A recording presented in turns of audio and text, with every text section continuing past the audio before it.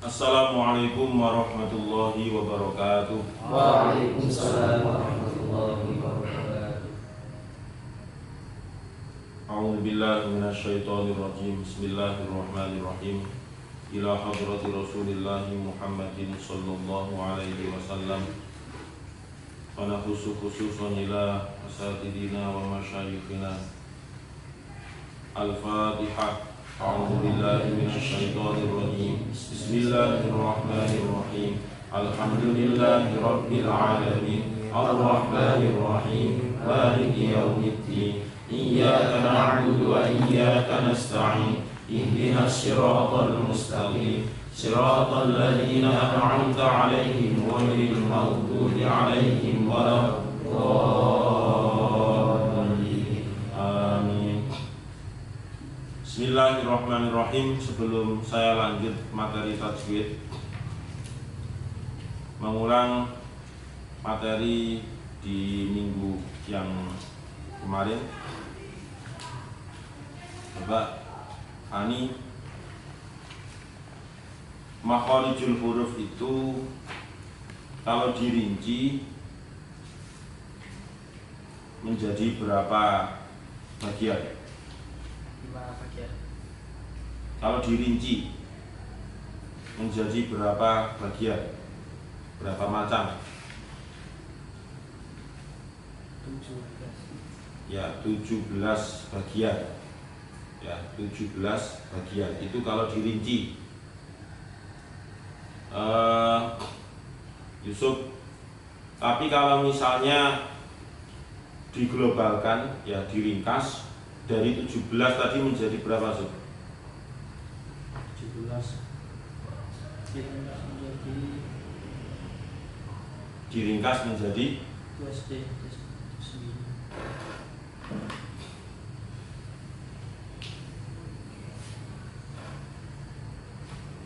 Bilal, diringkas menjadi 5.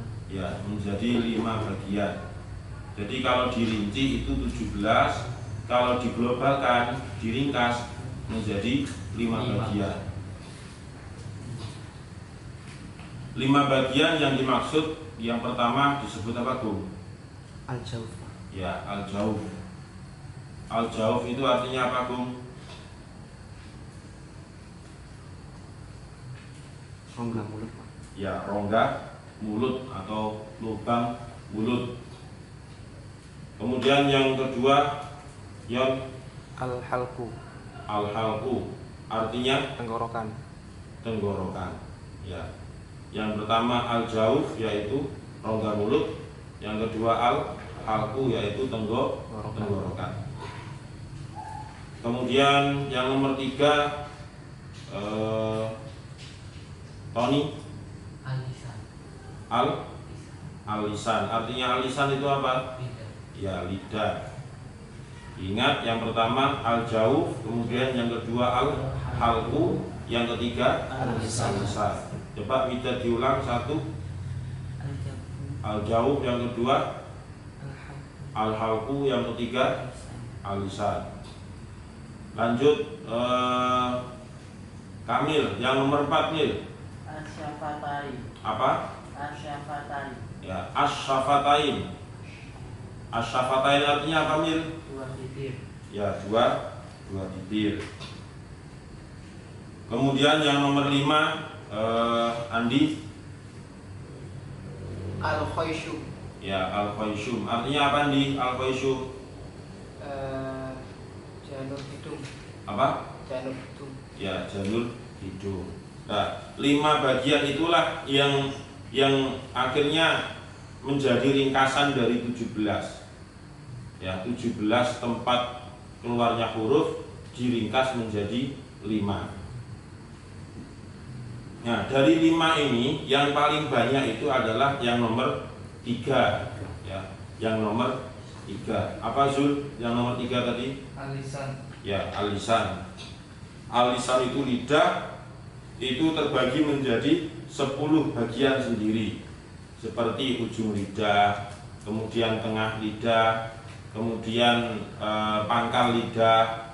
Nah, itulah huruf-huruf yang dari lidah itu memang sangat banyak. Kalau di situ jumlah huruf tertulis 18 huruf sendiri keluarnya dari lidah. Yang lain itu sangat sedikit ya. Contoh al-jauf itu hanya 1. Kemudian al-halqu itu hanya 6. Hamzah, ha, ain, ha, ghain, kha. Kemudian asyafatain 2 bibir, yaitu wawu, ba, min, dan fa. Dan yang selain itu berarti keluarnya dari al-lisan. Tapi lisan itu kan ada bagian-bagiannya. Lisan yang sebelah mana? Atau lidah yang sebelah mana? Ujung lidah. Lah ujung lidah itu nanti nempelnya kemana? Lah itu. Karena itu juga pengaruh. Ujung lidah nempel ke ujung gigi yang atas berarti menjadi zal, menjadi dho, menjadi ta. Ujung lidah nempel ke pangkal gigi yang atas berarti menjadi dal, menjadi ta, menjadi to. Pangkal lidah mendekati anak lidah berarti ada ko.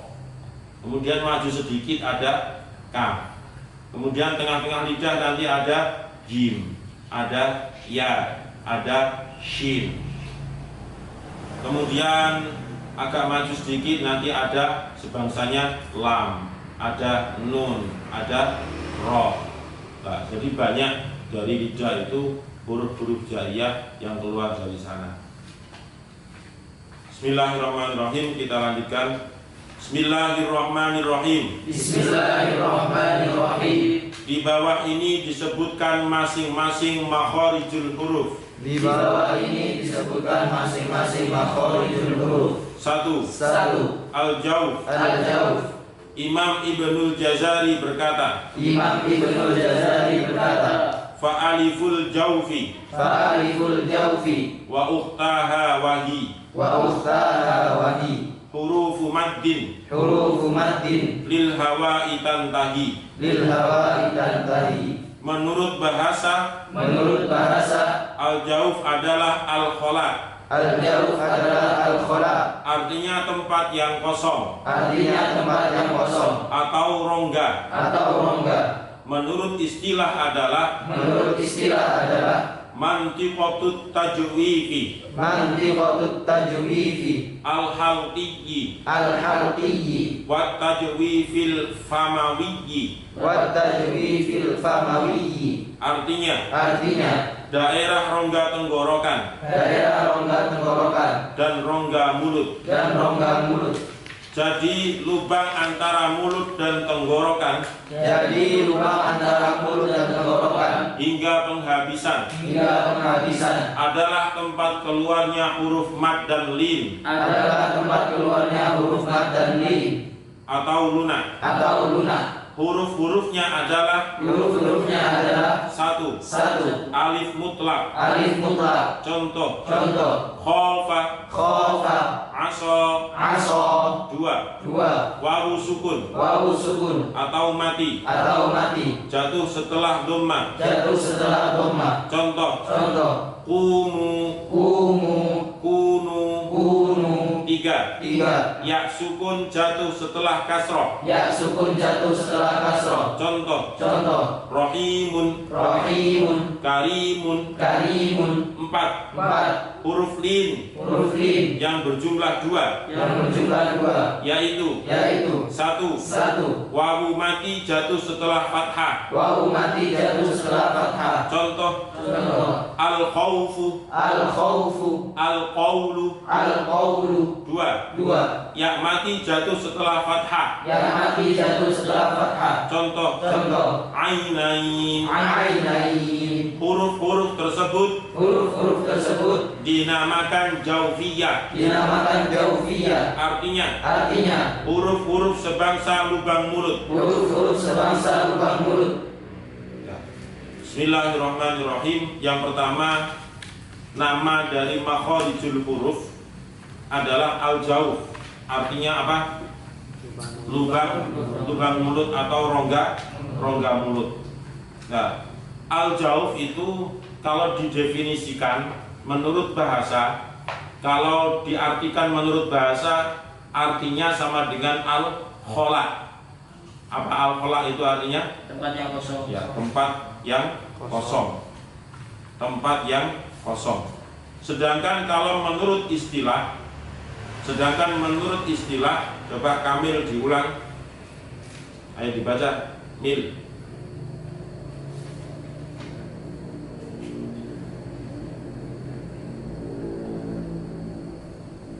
Mantiqatut, ayo. Mantiqatut tajwi fil khalqi wa tajwi fil famawi. Nah, itu arti al-jauf menurut istilah. Saya ulang, mantiqatut tajwif, artinya mantiqah itu daerah atau wilayah sekitar situ, nah, gitu. Berarti wilayah atau daerah rongga tenggorokan. Itu namanya mantiqatut tajwif. Al-halqi tadi tenggorokan, wa tajwifil famawi dan rongga mulut. Berarti yang namanya al-jauf itu adalah berada di dalam mulut. Mulai dari atasnya tenggorokan sampai ya mulut penghabisan sampai di dalam mulut. Itu namanya rongga mulut atau lubang mulut. Paham ya? Saya ulang, al-jauf arti kalau didefinisikan ke istilah adalah mantiqatut tajwi fil halqi. Artinya daerah rongga tenggorokan, wat tajwi fil famawi, dan juga rongga mulut. Jadi ada batasannya, mulai dari rongga tenggorokan sampai rongga mulut. Itu yang disebut dengan apa? Al-jauf. Ada yang ditanyakan mungkin sebelum saya lanjut? Rongga tenggorokan itu rongga tenggorokan. Ya. Itu pangkalnya apa gimana atas? Rongga tenggorokan itu apakah pangkal atau apa gitu? Ya. Ya, bentar, tak carikan gambarnya.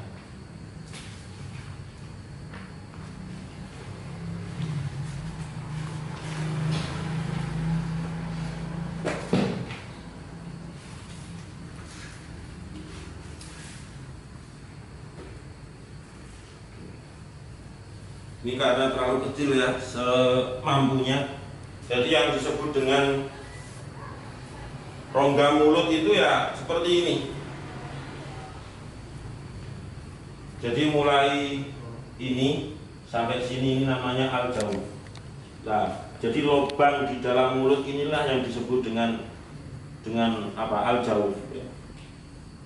Gambar makrot rongga mulut.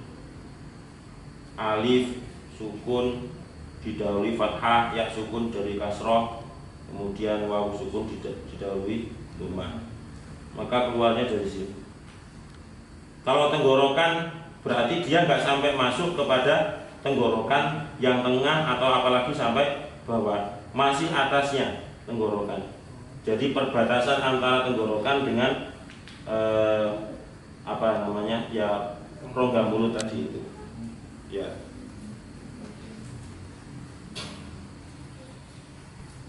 Hurufnya tadi ada berapa?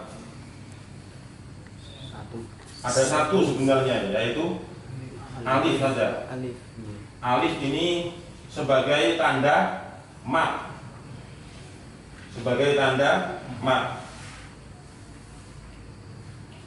Apapun huruf hijaiyah ketika disambung dengan alif ya, misalnya jim disambung dengan alif, maka menjadi ja. Nah, kita membunyikan ja itu pasti melibatkan yang namanya al-jauf tadi itu. Kita pasti melibatkan yang disebut dengan rongga mulut. Pasti. Kemudian ada disambungkan dengan wawu sukun.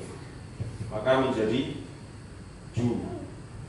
Ya, kita bilang ju, melafalkan ju itu juga pasti melibatkan al jauh. Kemudian disambung dengan ya. Ji, nah, ji. Jadi ji berlangsungnya nafas di dalam mulut itulah kita baru bisa merasakan al jauh. Kalau kita hanya melafadzkan alif saja, kita belum bisa betul-betul merasakan alif itu keluarnya dari rongga mulut. Terus ditambahi dua, yaitu wawu atau ya, yang didahului oleh harokat apa? Yang didahului oleh harokat fathah, yang disebut dengan al-lain. Al-lin artinya lunak. Kalau tadi contohnya wa amanahum min khawf. Min khawf lah. Khawf, proses kita membaca wawu sukun itu kita bisa merasakan khawf lah. Itulah dari rongga mulut. Atau ya ainain.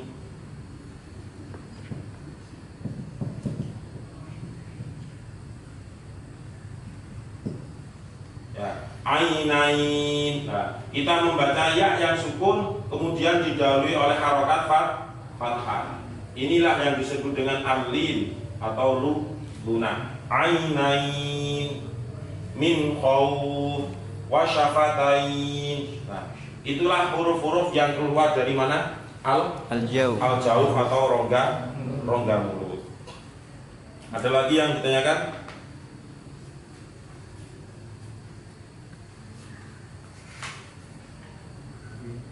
Berarti alif sendiri itu tidak bisa berdiri sendiri. Alif selamanya nggak bisa berharokat. Yang bisa berharokat itu disebut dengan hamzah. Ya, makanya alif dengan hamzah itu berbeda. Yang bisa menerima harokat itu bukan alif. Selamanya dia mati. Yang bisa berharokat adalah hamzah.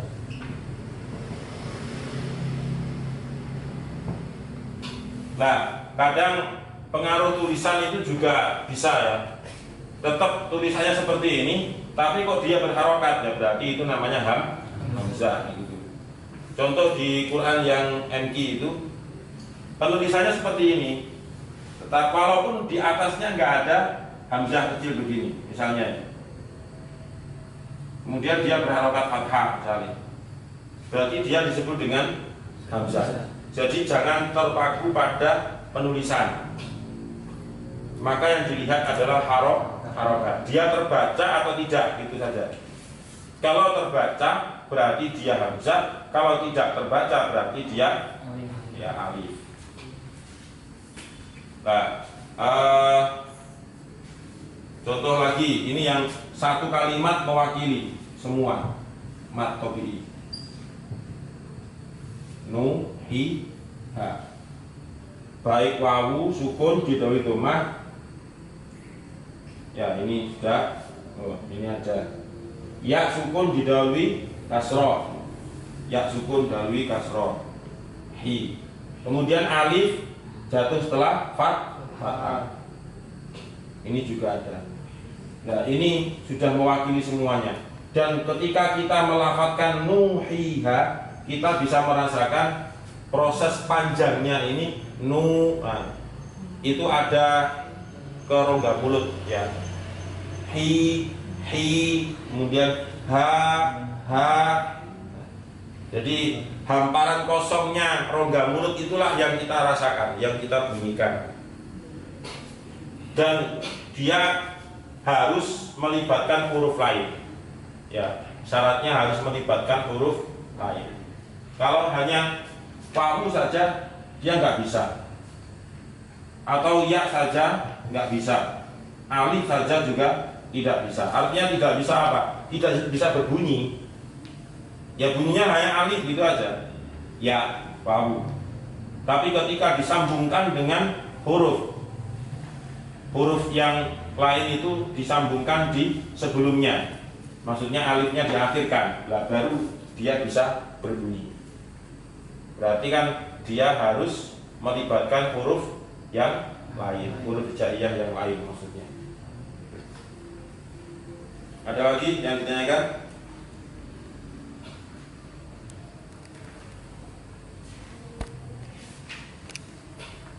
Coba dibaca Mahir keterangan di halaman 38. Keterangan. Pada dasarnya huruf mat itu hanya satu, yaitu alif mutlak.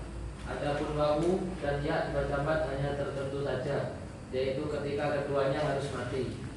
Tapi jika keduanya berharokat atau hidup, maka makhorijul hurufnya bukan jauh, tapi sudah berdiri sendiri, yaitu di tengah-tengah lidah untuk ya, dan wawu ada di kedua bibir. Alif mutlak adalah selamanya sukun.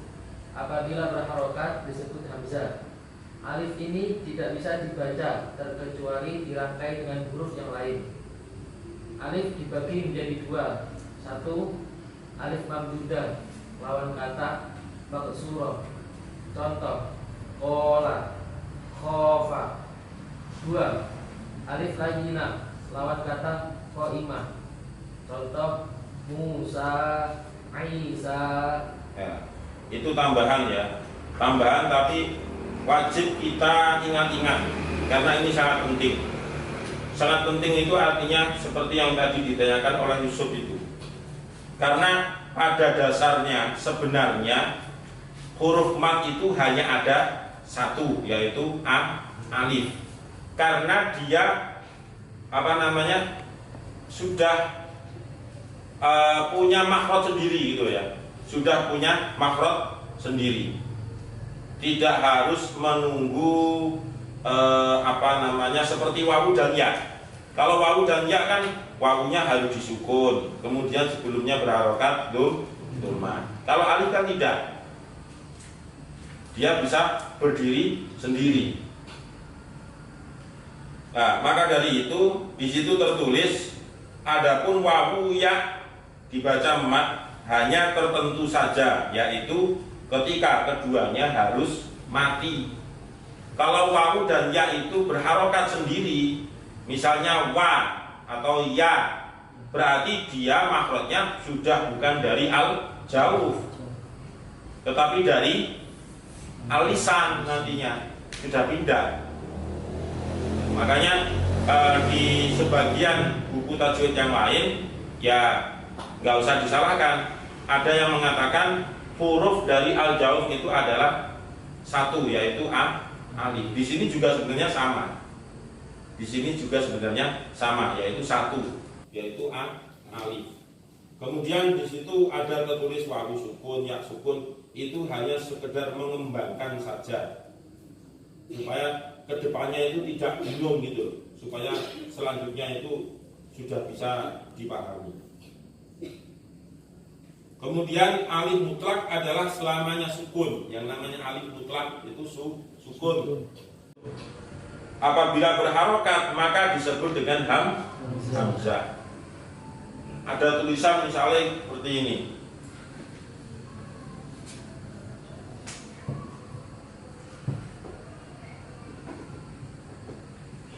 Ya berarti 1, 2. Ada 2 alif ya. 1, 2. Maka ini disebut sebagai hamzah. Ya, disebut sebagai hamzah, bukan sebagai alif. Jadi tergantung dia itu terbaca atau enggak. Ya nanti ada hamzah wasol, ada hamzah hamzah kotok dan sebagainya. Kemudian selanjutnya alif ini tidak bisa dibaca terkecuali dirangkai dengan huruf yang lain. Artinya harus menghadirkan huruf sebelumnya. Harus menghadirkan huruf sebelumnya. Alif dibagi menjadi 2. Yang pertama disebut dengan alif mamduh, mamdudah, lawan kata dari maksurah. Mamdudah itu artinya yang dipanjang dipendekkan. Kalau maksuroh itu artinya yang dipendekkan. Contoh qola, khofa. Nah itu namanya alifnya adalah alif mamdudah. Yang kedua, alif layyinah, lawan kata qaimah. Layyin itu artinya lunak, kalau qaimah itu artinya jejeg atau lurus. Contoh Musa, Isa, pokoknya kalau ada apa itu? Iya, tapi enggak ada titiknya lah, gitu modelnya. Itu yang disebut dengan alif layyinah. Contohnya apa lagi selain Musa, Isa? Contohnya ya, asa.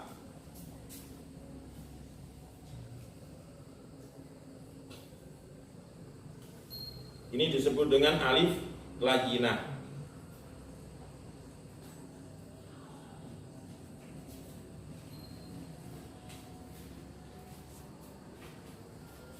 Nah ini macam-macam alif. Ada alif mamdudah, ada alif layyinah.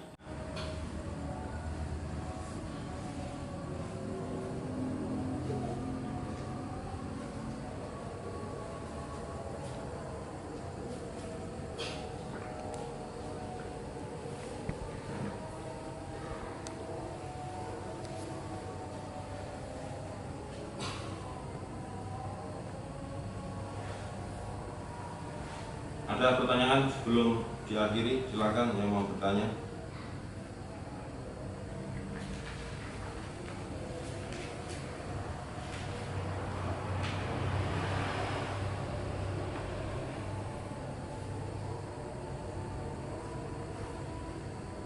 Nah, alif ini yang disebut dengan huruf apa? Al-Jaufiyah. Jaufiyah itu artinya huruf yang sebangsa rongga mulut, Jaufiyah. Makhrajnya disebut dengan al-jauf, kemudian kebangsaan dia disebut dengan Jaufiyah. Ada juga yang menamakan alif itu dengan kebangsaan al-hawaiyah, itu juga ada. Hawa itu kan artinya hawa, itu nafas. Karena di rongga mulut itu ketika kita membaca alif yang tadi itu khofa, qola, itu kan ada nafas yang keluar, qola, cuma mulek di dalam mulut saja, nggak sampai dilepas keluar. Qola, khofa, ada nafas.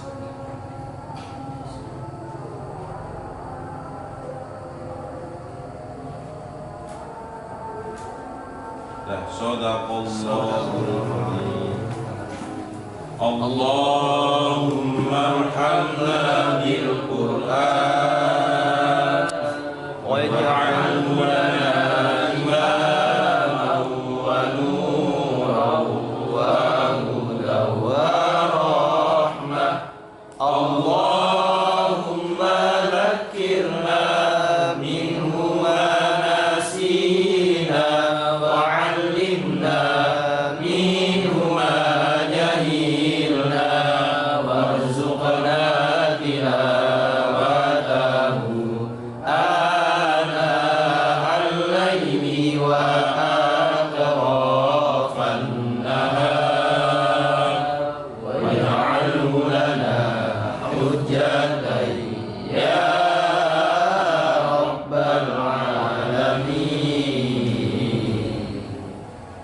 Assalamualaikum warahmatullahi wabarakatuh. Waalaikumsalam.